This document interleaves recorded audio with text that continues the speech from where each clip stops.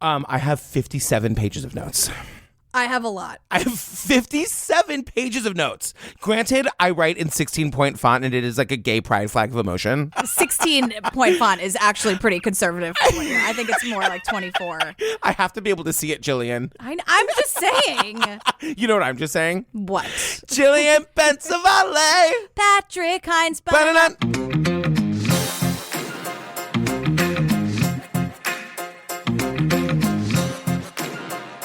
You guys, before we get to the show, look, we're recording this episode before Christmas. We're a couple weeks out. I'm telling you, more of our live shows are sold out by now. Yeah, I'm very curious to see what the truth is going to be in the future, in real time, because right now we don't know.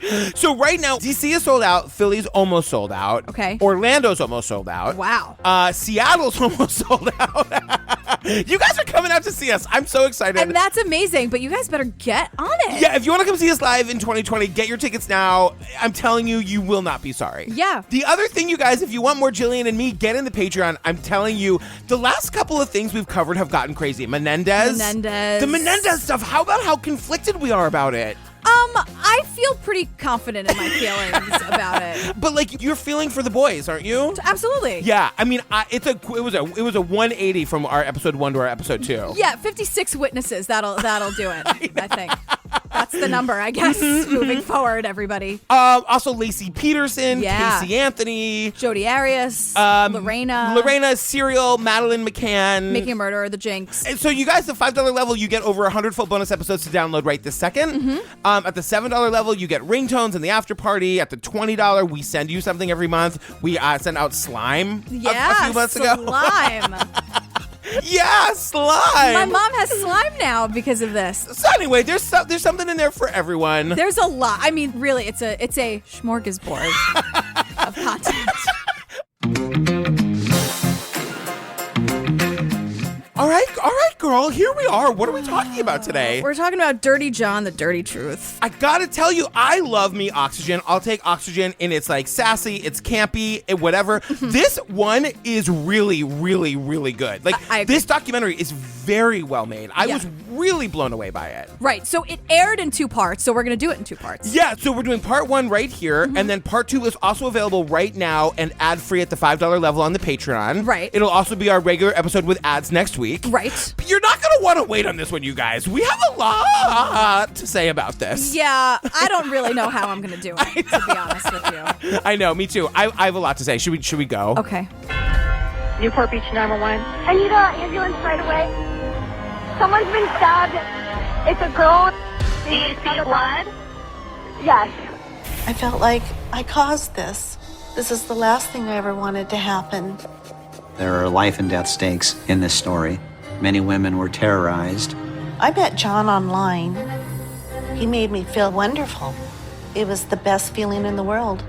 His profile said that he was single, a doctor, everything you want to see in a man.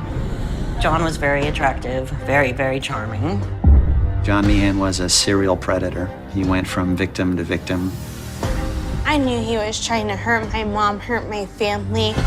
He said I was a whore and a bitch, and I was going to pay for what I did. He broke me in half. I was a good person. Hi, Mom. He's going to turn on you and destroy your life. John is the most dangerous, devious individual that I ever prosecuted.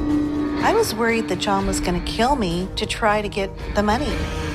Inside the backpack, he had a revolver, hundreds of rounds of ammo. I knew that John was capable of murder. One of the lessons of this story is that monsters don't always look like monsters. John Meehan was a psychopath, but he knew right from wrong, and he chose wrong. You enjoy your time left on this earth, okay? John was evil. This guy grabbed me by the waist.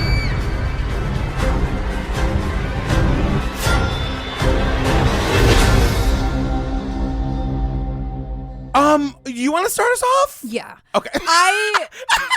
just have something to say. Your arms are crossed. I'm really mad. Okay, tell me everything. We don't victim blame on this podcast. No. We don't do it. Yeah. And I'm, goddamn it, not going to start today. Right. But it's going to be hard. I'm going to tell you something. I think there's a lot of responsibility here. Yes. Because it opens in 2014 with Debra Newell. Yeah. And she's an interior designer. And I don't think anyone deserved what this asshole John did to anybody. But I think Debra could have done a couple things different. I'm going to say that from the top. And I'm going to try really hard to not be a dick about it. I'm really going to try. Listen, my favorite thing is when you're a dick about things, so I don't want you to try too hard. But like, she's not the bad guy here, but I think she's kind of responsible for a lot of things. I do too. And I've heard podcasts talk about this ad nauseum, and people are saying it's not called Dumb Debra, it's called Dirty John or whatever. Listen, I think that as a parent, there's some onus on her. Okay, yeah. Okay, great. I'm so glad we agree on that, because this would have been a rough night. I know. Can you imagine if I was like, you leave my Debra alone? I'd say, well, then I can't do this. The first time you get up and walk out. Yeah, I would too, if you were just like, absolutely not. She's a saint, that Debra. Okay, well, this was really great, everybody. Thank you. Well, we meet Debra. Yeah. I gotta say, her life looks like the kind of life I hope I have at her age. She's like a beautiful older woman, probably in her 50s or whatever. Mm-hmm. She's got this beautiful home. Right, and she's a designer, an interior designer. In 2014, I was single, having a good time, successful, full life with family, friends, and work. And I felt like I had this one thing missing, and it was love. She had it all but love. Right. Okay, which is like fine. Yeah. This is not what I take issue with. I want to say one thing. Yeah. Hero bell for me, because I don't think that John is that hot. Good. Thank you. Good. But I want to also say this. Oh, no. He would never have gotten away with this if all these other women didn't think he was hot. Well, yeah. There's a lot of just white privilege, like rich white people action happening here. Debra's part of that in California. She's part of that problem for sure. She's like that California, like, I just like want to find fun lamps and love. And I'm like, oh, okay, you just invented an HGTV show for Debra. Lamps and love.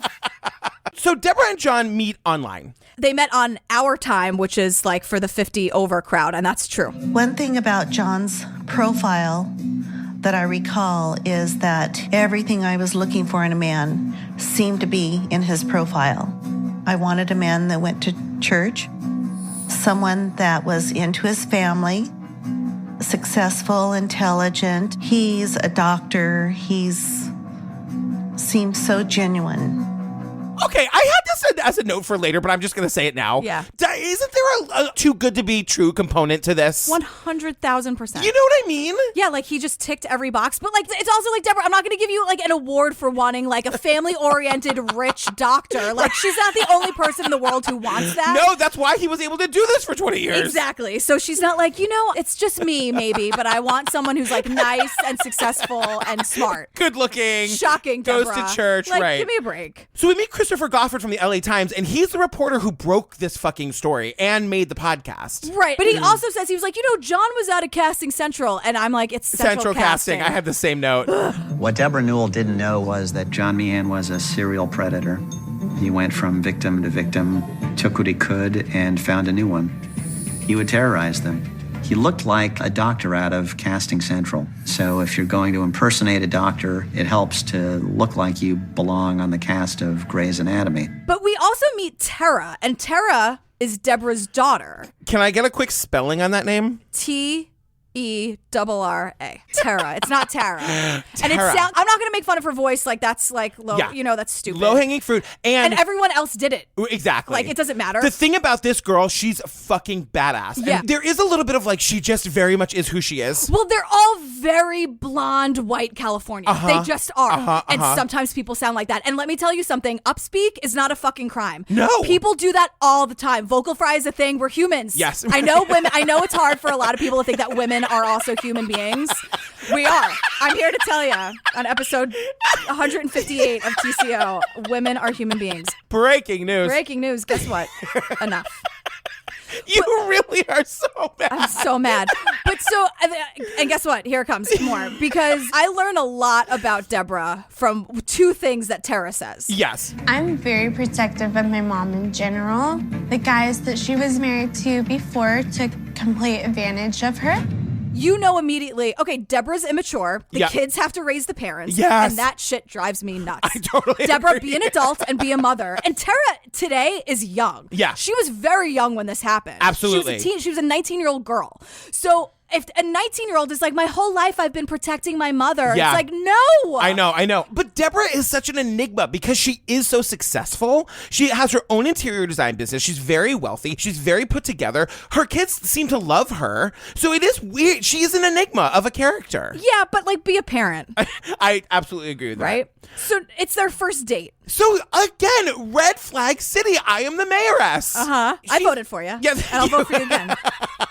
Don't vote third party, you guys. No. Our first date, John talked about all his success, his family, a very, very charming, intelligent man. He asked me a lot of questions about my life.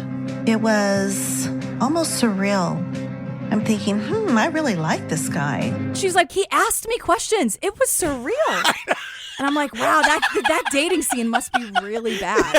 He asked her a single question, and she was like, I'm marrying this man. Yeah, totally. And then she tells us the story about how he walks her home to her house, and then like apparently invites himself in, and then into her bedroom, and lays down on the bed and isn't going anywhere. And Debra is like, no, girl. She screeches on the brakes. I just looked at him and I said, oh no, you need to leave.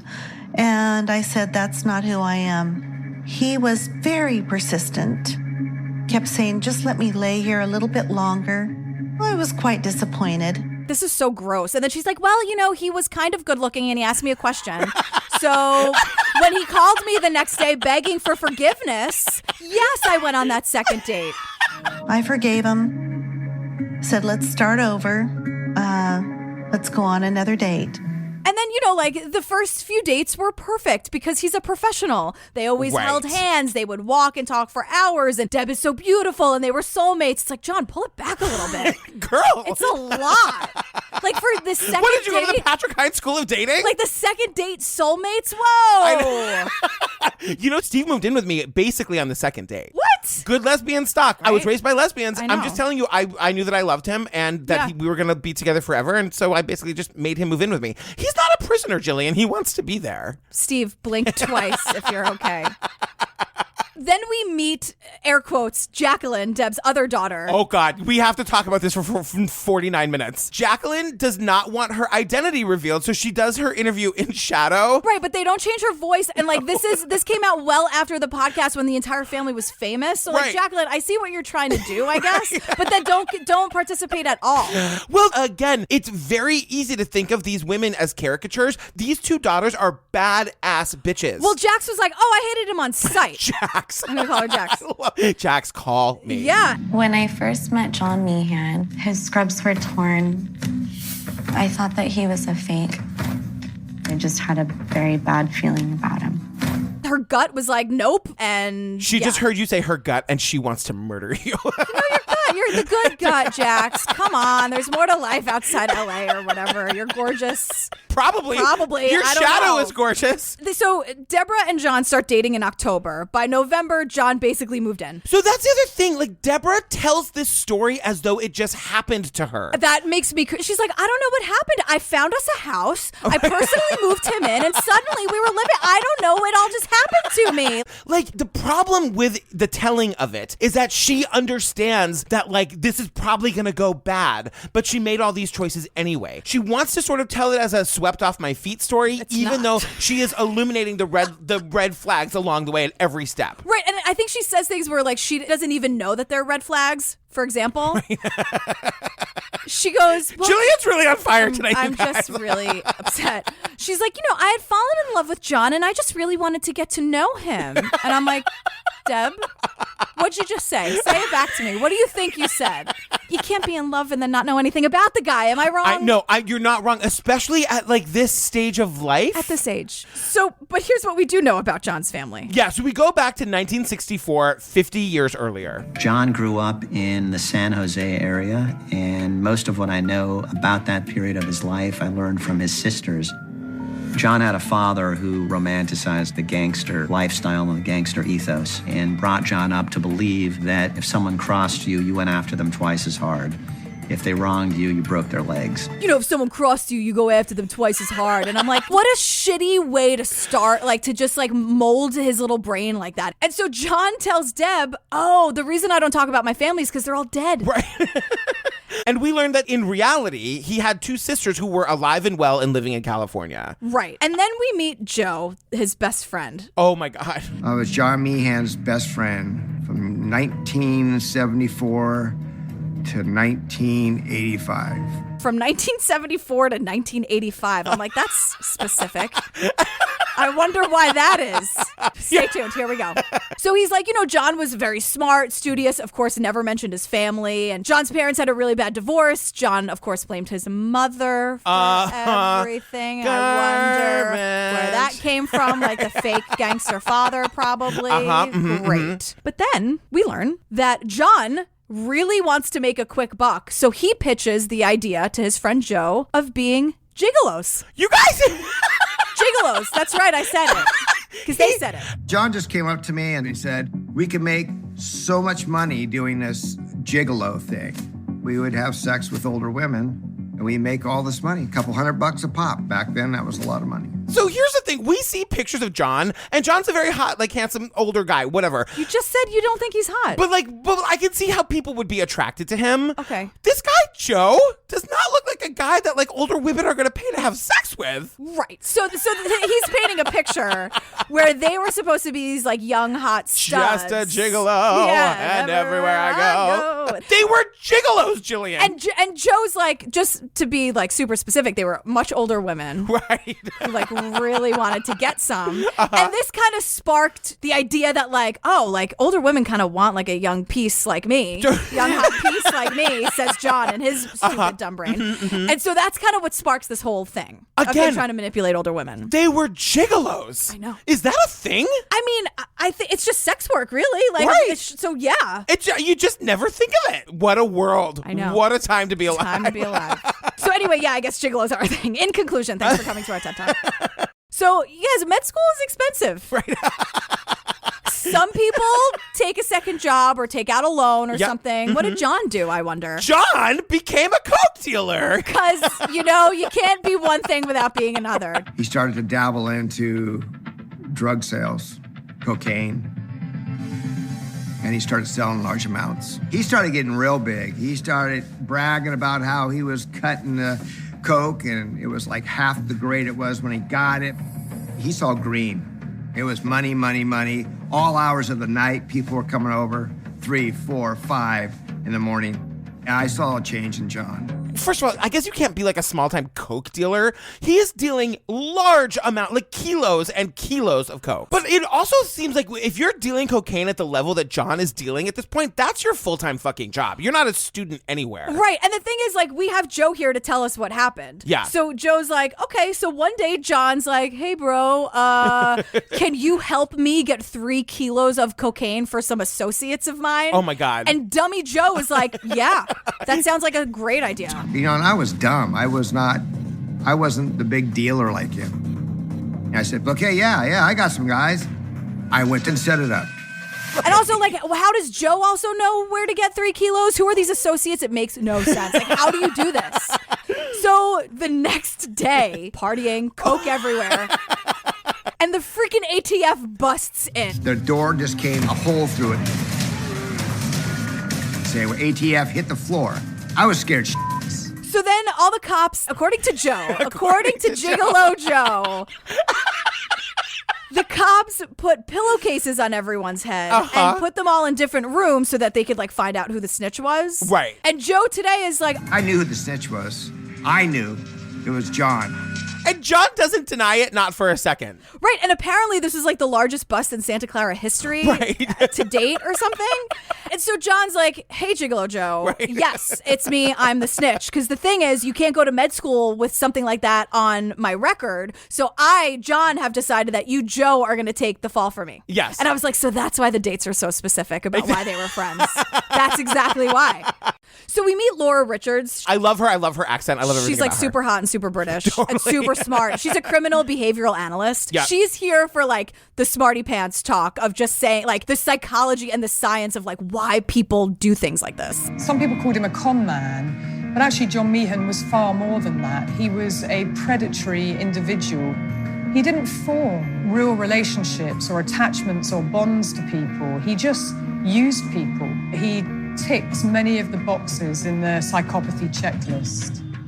So after this drug bust, because John's the snitch, so he just like rats out Gigolo Joe. Yeah, gets to go back to school. Right, so he goes to college in Arizona, and then he graduates, and then he heads to Dayton, Ohio for law school. And in Ohio, he meets Tanya Bayless. And this is in 1988. Yeah. So now, again, because this documentary has everybody, we see Tanya. Tanya's telling us her own story. I was working as a nurse in the operating room. And I was out that night with a group of coworkers. I just made my way to the restroom and I was stopped by John, which turned into a conversation. The way she told this part of the story, I know what you're going to say. She said, he stopped me on the way to the bathroom. That's how they do it. I'm telling you. Yeah. I know you're listening at home. Someone else has been through this. It happens all the time at bars. Hey, I mean, it's horrible. But she says, she's like, I did not give him my phone number that night, but he knew where I worked. And so he called to the operating room the next night and had me paged. He had her paged in the operating room? So it's one of those stories where you feel like in the moment, maybe she thought it was kind of sweet, but it is also an insane power move. And like in this moment, I was thinking about like all the male doctors. Mm-hmm. No one said like, this is a fucking red flag or this isn't allowed. Like some random fucking stranger you meet at a bar that you told where you work is just allowed to page you in the fucking emergency room. Right. But the thing is, she's like, John made me feel great. I would say that I was naive. You know, he said all the right things. You're really pretty. I'd love to get to know you. And, you know, any chance we can go out. And I was flattered. I think I fell in love with John because of his attentiveness towards me and his interest in me and how good he made me feel. So they dated for a year. They got married. And, you know, when you get married, maybe sometimes there's family involved. Right. John says he didn't invite his family because he was so embarrassed by them. Uh-huh. But then we see the video. We see video from the wedding night. And Tanya is telling us. Well, not the wedding, like the reception.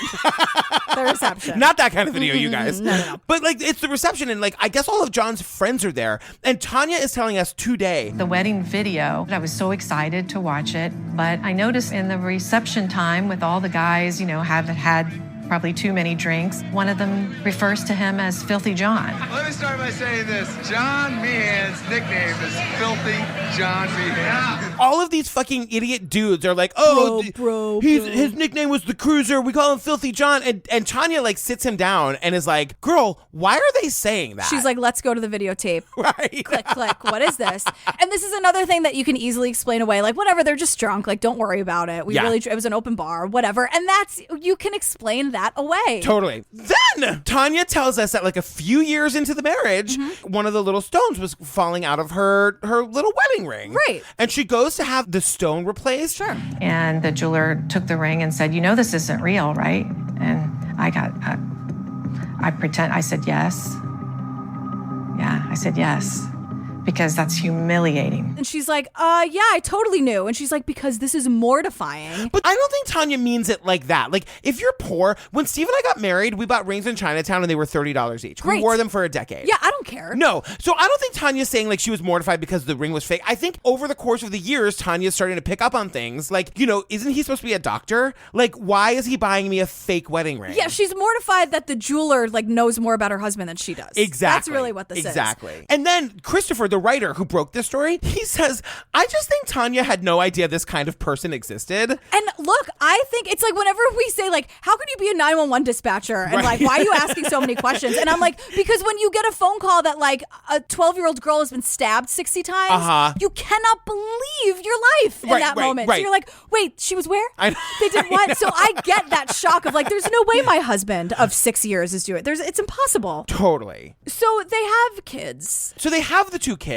And then John takes her aside and just decides he's not happy out of nowhere. And then, of course, Tanya, you can hear the regret in her saying this to this day. She says to him, like, and I said, you know, what's wrong? I can change. Yeah, what can I do other than supporting you financially and making all the money and being a mother and your supportive wife? Like, is there anything else I can do? Anything else I could possibly do? Do you need anything? Yeah. So John files for divorce, and she was devastated because she married him to be with him forever. So, Tanya is like... Oh my God. Tanya is putting on her goddamn Inspector Gadget hat. Well, it's her brother-in-law who really does it. So her family is just like, hey, girl, like... Because she's going through it, and she's like talking to her family, which I think is great. Like, she clearly has a support system. Yeah. And her brother-in-law is like, why don't we find his family? This does really seem so different from what it was like for these 6 or 7 years or whatever. Yeah, and the internet was invented 5 minutes ago, so let's get on the online and do that. Brother-in-law gives the family a goog, and Tanya's like, he found John's mom's full name and phone number in 5 minutes. Yeah. And was like, here you go, girl. Just call her and ask her what's up. Right, because remember, John's telling everybody that his entire family is dead. Or he's embarrassed by them. No, he was embarrassed by them for Tanya. Oh. They were dead for Angela. See? With my niece trembling, I dialed that number and I called her. And I said, Dolores, this is Tanya. I'm married to your son, John. And the phone was silent. And then she said, oh, Tanya, I knew you'd call me one day. And basically the mom's like, what took you so long? Was that Columbo? No. Columbo was, let me ask you a few questions. Just one more thing. But... Oh my God. So John's mom like spills the tea. And she unloaded on me that he had been arrested, that she asked me if he's still using drugs. And I said, what? John's mom is like, actually, you know what? Just call his sisters because they'd love to talk to you. And Tanya's like, sisters? Right. So I called both of his sisters. They laid out a lot of stories about insurance fraud, about having a friend, hit him with the car on purpose and he broke his leg and he got some money for that he had put some glass intentionally in his taco at Taco Bell and filed a suit against that. That was not congruent with the man that I married. So Tanya's like, this is interesting information. And then she just starts straight up snooping. She's like, my brother-in-law did that awesome googing thing. Like, let me see what I can find. And she finds like her coworker's photo with like their face circled, like creepy serial killer shit. Dude, seriously. Directions to a hotel room. And then like all the anesthesia drugs. John had potent anesthetic drugs. There was no reason for those to be there. I'm a nurse anesthetist. There's no reason that you bring home drugs. I knew that something was wrong, but I didn't know what it was. And then, as if it can't get any worse, right, she realizes that not only was John using the drugs himself, but he was shipping the drugs from Ohio to California to his brother. And then his brother fucking dies. He overdoses. He overdoses on the drugs that John was sending to him that he was obviously stealing from the fucking hospital. They call me and say the brother is dead. Then basically I'm saying this needs to end right now. I can't hold on to this information. I don't know exactly what he's doing, but I've got to report this. That's when, I went to the police and said, this is what I know. The minute Tanya learns about this, right down to the nearest precinct, and she tells the cops everything. Yeah, my husband basically killed his brother by supplying him with these drugs, which is absolutely tragic. Right. In the middle of all of this, John moves to Indiana. Yeah. John moved to the state of Indiana, started working there, and some friends of mine who are also nurse anesthetists warned the board that he was there. This is a period of time where things got really scary for me. John believed that I was the one making the calls to the Indiana Board of Nursing and ruining his career. So now, all of a sudden, John is making these, like, unbelievably terrifying, threatening phone calls to her. Right, that she records and sends to the police. Smartly. I have it on excellent authority. You're the one who's been making the phone calls. I have never called the Indiana Board of Nursing. I got a big smile on my face, and you know why? Because it's going to get done. What's going to get done? You will understand when the time comes. I'll be in Bermuda having a big Cobra Libra with a 22-year-old when it happens. That's you nice. Keep that in mind. These phone calls are fucking terrifying. He's basically talking about, like, having her killed. He's saying, you should enjoy your time left on this earth. That, to me, it's very clear. Yeah. I'm not Columbo, but I know that. Seriously. And she's like, you dumb bitch. Everyone's going to know it's you. Right. Who else could it be? It's always the husband, you idiot. So we meet Detective Dennis Lucan. Yeah. And he came on the scene in 2002, and that's when things get turned around. Right. Lucan is here to save the day. The case had kind of gone cold, and I had joined the Warren County Drug Task Force, and my boss asked me to reopen the case in 2002. We knew that he was stealing drugs from patients to feed his addiction. He was a pathological liar. He had no conscience. He had no remorse, and that's what made John so dangerous. Because the thing is, like, we learned John moves around from state to state and county to county and different jurisdiction for years. Yeah. So it's hard for people to keep track. So now, like, he ends up in Newport Beach, California, and now we're back to Debra. Right. So it's 2014. It's 14 years after the whole Tanya situation. Right. And now it's like Deb found the house. They're going to move in together. And she's like, it was moving way too fast for me, but I moved in with him anyway. Right. From this point on, almost everything Debra says starts with, it really made me feel awful. I really didn't want to do it, but I did it anyway. Everyone in my life was telling me not to do it, but I did it anyway. So remember Tara, not Tara? Yes, the Tara. daughter. So she tells us a story about like going to her mom's where, of course, John has moved himself in. Right. And remember, the daughters hate him. Right. And so this is causing a lot of tension with their mom / best friend forever. Exactly. Whatever. Be a parent. Be the parent. Stop. So Tara's like snooping. I noticed that there was a box in the closet. I quickly shut the door because I didn't want it to see me snoop through his stuff. On top of the box, it had a nursing certificate. He said he was a doctor. I just didn't appreciate being lied to. So Tara goes and confronts her mom. And Tara, the voice of reason, again, the daughter, the child, is trying to be the rational one in the room to the adult, her mother, saying, why are you moving in with this person you've only known for 2 months? Right. But Debra, who's told us 15,000 times that this was all moving too fast for her, she says, well, I looked at Tara and I said, Tara, this is my life. And, please just let me live it. Your Debra's right on. And I'm like, well, Tara, this is my life. Please let me live it. Thank you. I know. I hate it because I'm like, Deb, you just told us you thought it was all happening too fast. And here your daughter is like, stop gaslighting your own fucking kids. And then John sees this confrontation happening. And according to Tara, he came up behind my mom and started screaming at me.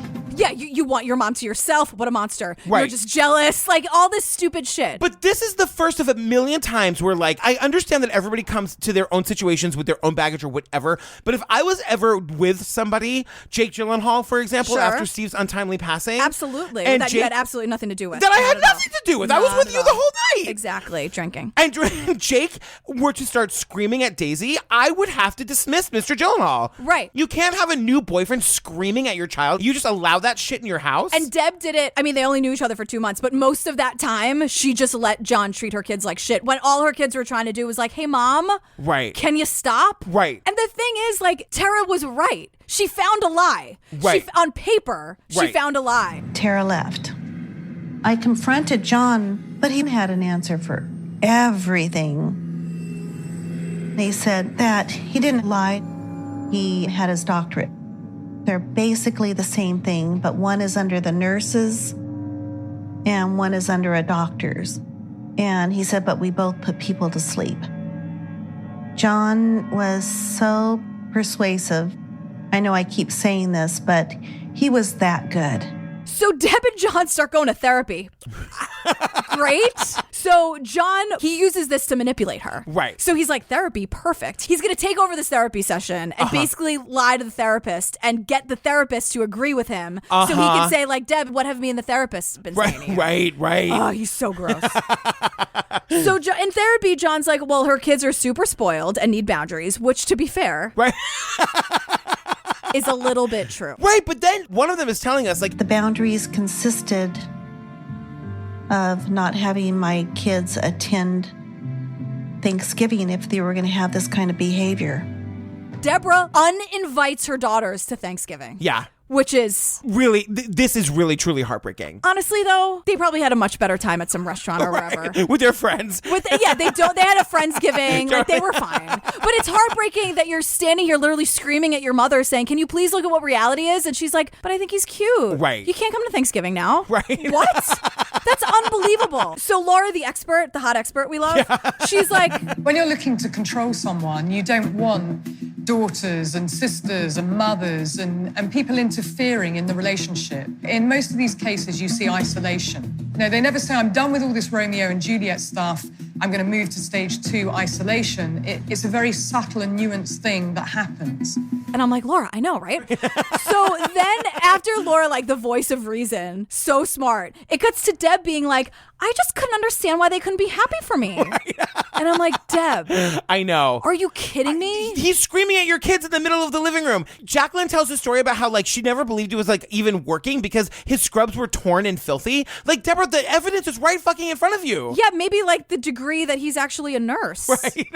It's right there. Right. So in addition to isolating her, he's also like following her and like has to be in control of her every move. Right, because she has this decorating gig in Vegas. I had to go to Vegas. I was doing a clubhouse out there, design and furniture and all that. He didn't like me driving at dark and I looked at it as, oh, he's so protective, not controlling. So from date 2 or 3, he's begging her to marry him. Yeah, she actually says, as of the 3rd date, he was telling me he wanted to marry me, grow old with me, die in my arms. That's weird. Die in my arms? Are you the Notebook? Right. No, you're not. That's a Noah and Allie story and just theirs.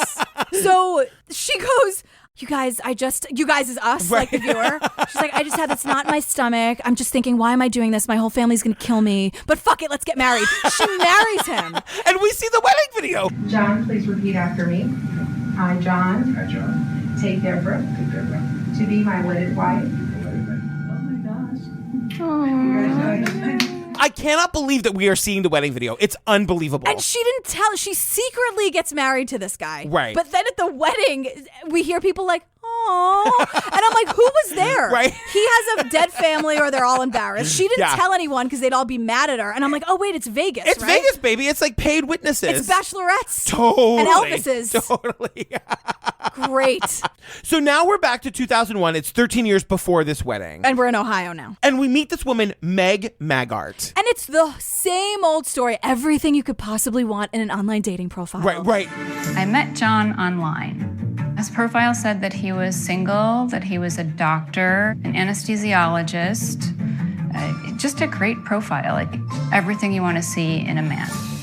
He was just so perfect. Everything you want to see. She had low self-esteem. You guys, we've done this all before. And it makes me so sad because she's just so comfortable saying to us, like, I had a low opinion of myself. Absolutely. I was exactly the target that he was looking for. Right. And you look at Meg and you're like, Meg, sweetheart, you're so beautiful. And you seem like a nice, articulate, smart, funny person. Yeah. What's not to like about you, Meg? Right. And so she meets John online and they start dating. And 3 months into dating, they go to Mexico. You guys, this is so bonkers. It's so like Jodi Arias, right? Where Totally. they go to some like convention in Mexico and he's like, let's go together after 3 months of dating. And she's like, great. He just asked me if I wanted to go be with them. Like, wow, okay. So now this beautiful man is taking me on a trip. Day 1, I'm like, this is awesome. The weather was beautiful. The hotel was beautiful. I am going to have a great time. And then oh my God. She goes, now let me tell you about day 2. Day 2. Let me tell you about day 2. John said that he had to leave for a little bit, that his back hurt. Okay. He came back with a vial of drugs, wrapped a belt around his ankle, and he inserted the drugs with a hypodermic needle between his toes. He's shooting drugs with an intravenous needle in between his toes in the middle of the room. At like 11:30 in the morning. He's shooting up in between his toes, Jillian. I know. In between his toes. I don't want to. He's known her for 3 months. Like, I feel like I didn't burp in front of Steve for a year. Right, but he's an addict. So Meg is like, okay, I'm terrified. Right. But she says, but I'm also brave. Which I love. Oh, I love Meg. So she's like, this is not right. No. Call me crazy. I know I've had a couple margs, breakfast margs, which is fine. You're on vacation in Mexico. Do you? And so John somehow gets her to bring him to the hospital to get even more drugs because apparently this piece of shit can convince anybody of anything. And I think Meg also saw that as maybe an exit strategy. Like, I'm going to take this dipshit to the hospital and get the fuck out of here. Because that's exactly what happens. Right. She doesn't even stop the car. She just pushes him out into the hospital like, bye. And she hightails it the hell out of there. Yeah. When I leave Mexico, John is still in the hospital. I drove home, getting all of my luggage out, and John's gym bag is in there. And his gym bag had spilled. And I found a card, business card, that had his ex-wife's name on it. So I called Tanya the next day. Meg wastes no time, is immediately calling Tanya and being like, Girl. Bitch, you're not going to believe it. I know. Also, my name's Meg. Anyway, and tells her everything. And then Tanya's like, you know who you should call? Detective Lucan. Totally, that detective. Right. So Meg's like, okay, girl, loving you. Call me every 5 seconds. Totally. Let me know you get home safe. They're best friends now. They're making a true crime comedy podcast. 100%. I would listen to it every day. I get a call from Meg. He told me that there had to be drugs in John's house. He was afraid there were weapons in the house. He told me that they had been trying to get John for months and months. He asked me if I would go into the house and see if I could find any drugs. She does it. You guys, she does it, and she's telling us that she's scared out of her fucking mind. She's like, I know that piece of shit is on a bed in Mexico, but like I was afraid that every second he was gonna pop up right behind me. Absolutely. Yeah. No question. And then they did this thing in the documentary reenactment where like they did like an image of a man and I screamed. Did you? I screamed. Girl. I know. He's not here. It's okay. So everything that incriminates him is up in the attic. I was so afraid to stick my head up there. Stuck my head up there, and it was chock full of empty vials. There were vials stuck in the gym shoes. There were vials everywhere. I couldn't believe it. Like, this is really true. And this man is now going to kill me because I helped. She is incredulous. She can't believe. She's like, oh my God, I really liked him. I was in Mexico with him. I know, like this morning. Those breakfast marks are just wearing off. I know, and that'll sober you up real quick, seeing vials and weapons. Yeah. So she's now in fear for her life because she's like, who is this person? Oh my God, can you even imagine? I cannot imagine. So she calls Detective Dennis back, and she's like, bitch, you're not going to believe it. And he's like, I'm on my way. So they get a search warrant, and then they get to the house and really turn the place upside down. They're finding guns, which she can't have because of the restraining order that Tanya had against him. I'm sorry, just your turns of phrase when you said turning it upside down. I don't know why that was so funny. That's a thing people say. It totally is. Sometimes when you react like that, I'm like, did I say it wrong? No, I probably did. You guys, being a woman, I'm just like, what did I do wrong? That's what it's like. Can you imagine? I sneeze and say I'm sorry. It's bad. And I'm a good sneezer. I go into the elbow pit and I just go, oh, I'm sorry. Isn't that so awful? I love you so much. Isn't that horrible? That is really horrible. I need to stop. Like, I just need to stop. It's just a thing. Like, that needs to get out of my body. I'm sneezing. I'm a human. That's okay. So they find a gun, which, funnily enough, John can't have because of that restraining order that Tanya with the girls, Emily and Abby, has against him. So they're like, this is great. It can't, like, every single thing they uncover is horrible, but also awesome. Yeah. And so they actually charge him. He gets like hauled into court. You guys, he gets like all this time. He gets like 2 years in jail. He pulls this shit where he tells the judge like, okay, girl, I know I need to go to jail for this, but I have to like deal with my dogs. He has to like feed his dogs. Leave the dogs out of it, number one. I know. John is supposed to show up at 10 a.m. for sentencing on Monday morning. He doesn't show up. Lucan wastes no time. He calls Tanya, the ex-wife. That Monday, I got a call from Detective Lucan. And what he said to me was, Tanya, John did not show for his sentencing, and they sometimes take hostages. She needs to run like hell and get away from John. And he said, I want you to go get your children out of daycare and school and go hide. Hide. He says hide. Yeah, he's like, you need to run like hell and get away from John. Sometimes they take hostages. Can you imagine getting that phone call? No. It's like, detective. I know. I hope he said. Right. I hope the context is more like, how's your morning we going? Need to talk about this. And like, I hope you're sitting down. I'm going to tell you some really scary things, but also be running while I'm on the phone. Totally. Get on the cordless, girl.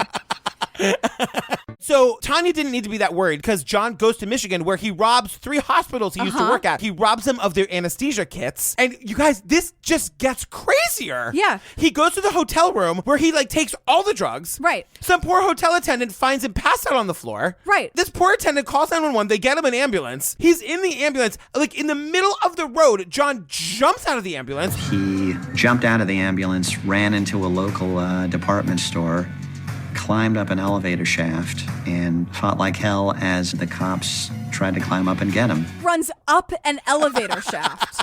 Which is like, how do you even... The superhuman strength of like 3 anesthesia kits coursing through his veins. Seriously. He's hanging on to like this elevator shaft. These cops are underneath him trying to jump up and get him. They can't get you, Em. I know. One of the cops jumps onto his legs. They all fall 15 feet. Right. And Detective Lucan's like, they fought like hell, these cops. Oh, God, did they fight like hell. To try to get him in an elevator shaft. I still don't even know how he ended up there. It's in a JCPenney. In a JCPenney, of all places. It's all insane. So at that point, John was placed under arrest for the theft of those anesthesia kits. So the cops arrest him after this like stint at JCPenney. And he's going to jail. And Tanya says, like, I was going to have 2 years of a reprieve. But that's not what happened, Jillian. Right, because in Ohio, and I have a lot of mixed feelings on this. So in Ohio, if you successfully complete treatment after a drug charge, they clear it from your record. So you get sentenced to jail, but they put you in rehab. And if you complete like the 30-day program or whatever, they release you and they wipe it from your record. Which can be great. Yes. And also terrible. And we're living in the terrible. Right. So he's back on the street. Right. And the thing is, he finds out somehow, because again, he can get anybody to do anything for him. He finds out that our friend Meg. Remember Meg Maggart? Her name was on the search warrant. Of course it was. And the search warrant where she found all the vials in the attic, that whole thing. Right.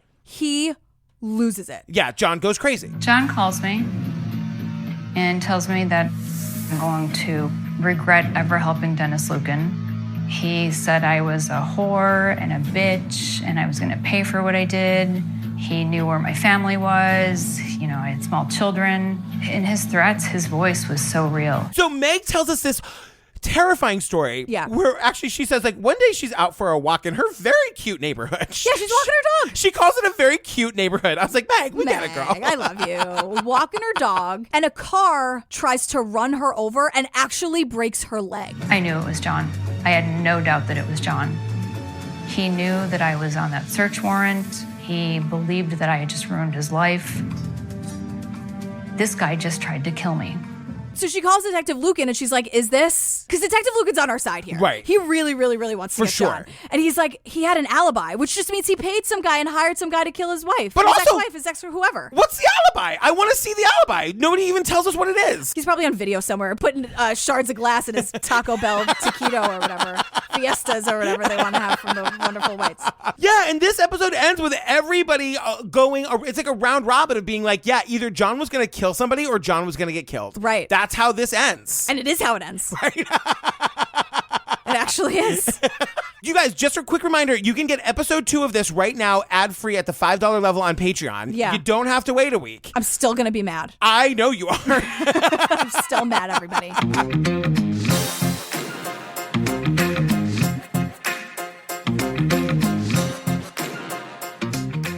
You guys, don't forget the tickets for our 2020 tour are on sale. A lot of the venues are sold out. The tickets are going real fast. Yeah. If you're planning to come see us in 2020, go to truecrimeobsessed.com, see us live, and get your tickets while you can. Come hang out. And also the Pates, just a reminder. So much. Yeah, if you want more of us right this second, you get 100 or more full bonus episodes. Yeah. At the $5 level, it's like Casey Anthony, the Menendez brothers. Lorena, Lacey Peterson. Yes. Oh my God. OJ. Menendez. 20 episodes of Making a Murderer. 20 episodes of Making a Murderer. I actually think we did 19. I think we doubled up one. I think you're right about that. Regardless, 20-ish. Don't come for me. Right. Whatever. Serial So season long. 1, The Staircase to Chicks. You guys, it's all there. So much. Just if you're into it, go to patreon.com/truecrimeobsessed or go to the website, click on the Patreon link. Yeah. I'm not going to stump you about what we're doing next because we're doing part 2 of this next. Oh, yeah, it's this. It's this. No spoilers, but it's a pretty big spoiler. This is exactly what we're doing. But we do have amazing outtakes, so go to the outtakes. You're going to want to hear them for this episode. Oh, boy. I always get nervous when you're really excited about the outtakes because I forget everything I say. I know. That's Oh, God. I'm nervous now. Be nervous, girl. All right, we love you. We love you. Thanks so much. All right, bye. Bye.